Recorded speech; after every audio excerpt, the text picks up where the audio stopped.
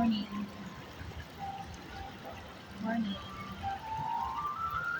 Upo lang ako dito sa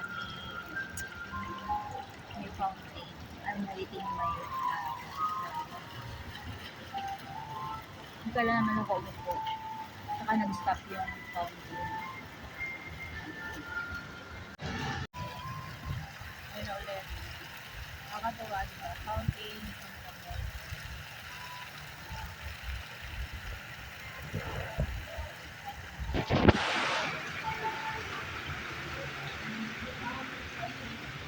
Ayun na. Malapit lang yung client ko dito. Pero dahil wala pang oras kasi break time, tingnan ko muna itong mga sales sa Rustan. Rustan sa loob.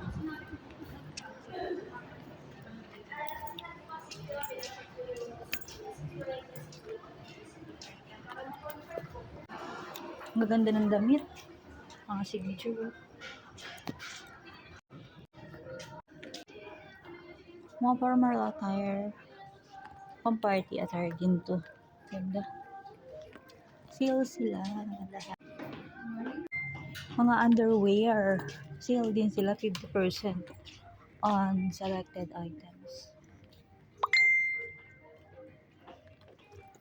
Tingin akong mga underwear. Ganda oh. Dress. Mga red attire meron sila. Meron akong ganitong damit noon. Nung high school ako. Ganitong design.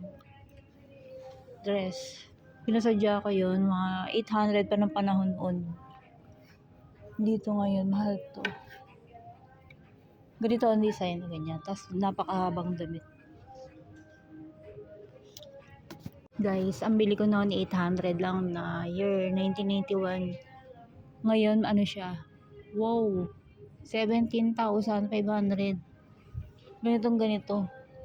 Pero iba yung tela.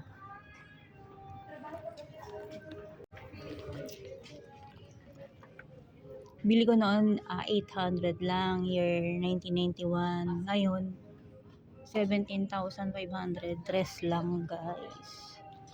Ganitong ganito siya. Yung dress ko. Pero ibang tela nga.